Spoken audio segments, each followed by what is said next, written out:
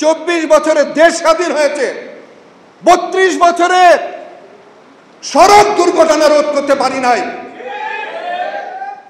শুধু একটা ভয়ে যে আমাকে ট্যাগ লাগিয়ে দেবে, আমি যদি এখন বিএনপির কাছে যাই তাহলে আমার শেষ, আমি যদি এখন জামাতের কাছে যাই তাহলে তো আমি একদমই শেষ।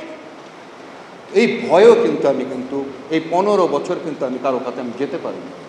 প্রতিটি জায়গায় ইন্টারন্যাশনালি বলা হয়েছে যে সড়ক রোড ক্র্যাশ এটাকে মিনিমাইজ করতে হলে, সড়ককে মানে দুর্ঘটনামুক্ত করতে হলে সরকার এবং রাজনৈতিক নেতৃবৃন্দের ইচ্ছার উপরে নির্ভর করে।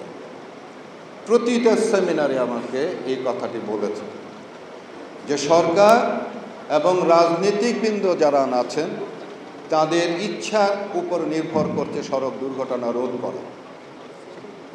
আমরা যখন প্রথম শুরু করেছিলাম, আপনারা অনেকেই হয়তো জানেন না, আমরা সবসময় চেষ্টা করেছি যে সরকারের সঙ্গে যোগাযোগ করতে, পাশাপাশি বিরোধী দল যারা ছিল তাদের সঙ্গেও যোগাযোগ করতে।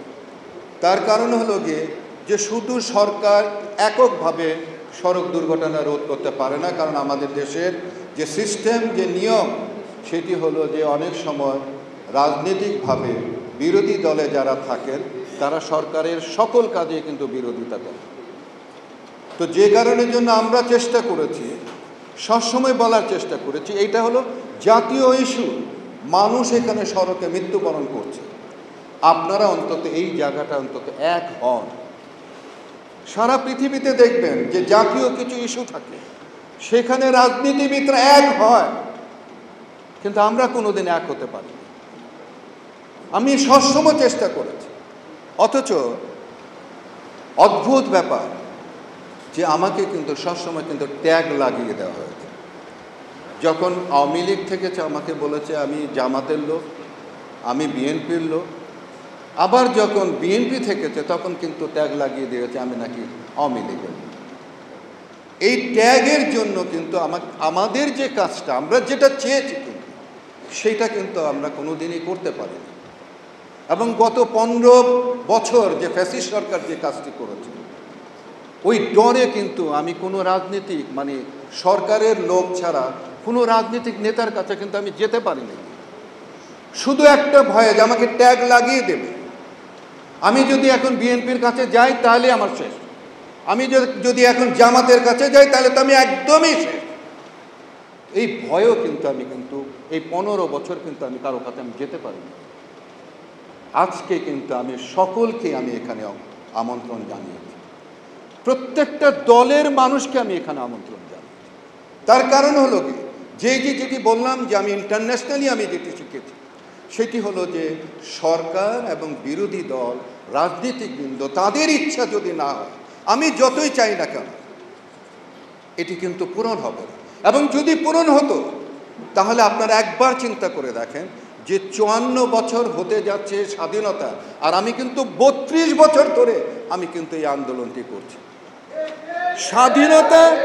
স্বাধীনতা অর্জন করার জন্য আমরা মাত্র বোধহয় 24 বছর আমরা পাকিস্তানের মানে আন্ডারে ছিলাম, কিন্তু 24 বছরে দেশ স্বাধীন হয়েছে, 32 বছরে সড়ক দুর্ঘটনা রোধ করতে পারি নাই।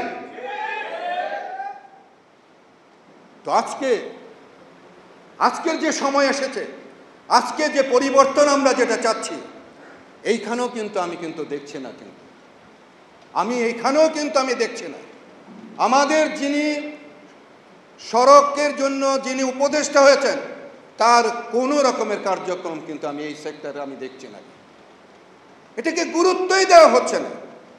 এই মানুষগুলো যে সড়কে মারা যাচ্ছে, আমি বুঝি, আপনারা দেখেছেন নিশ্চয়ই, আমার এই কান্না দেখে আপনাদের চোখে পানি এসেছে। আমি বুঝি একটি মানুষ, একটি আপনজন বুকের মাছ থেকে যখন চলে যায়, আপনারা যারা রাষ্ট্র চালান তারা কোনোদিন ফিল করবেন না। আনোয়ার হোসেন মঞ্জু যখন ছিলেন, সড়ক মন্ত্রী যখন ছিলেন, তখন আমি বলেছিলাম আপনার স্ত্রী যদি মারা যেত তাহলে আপনি বুঝতেন। আমি আজকেও কিন্তু বলতে চাই যে সমস্ত উপদেষ্টারা আছেন, যারা রাষ্ট্র পরিচালনা করছেন, যারা রাজনীতিবিদ, তাদের উদ্দেশ্যে আমি বলতে চাই, আপনাদের যদি আমার এই অবস্থা হতো, আপনারা নিশ্চয়ই কিন্তু মন প্রাণ দিয়ে কিন্তু উপলব্ধি করতে পারতেন। আমি যেভাবে এটাকে অন করি, আপনারা সেটাকে কিন্তু সেভাবে অন করতেন।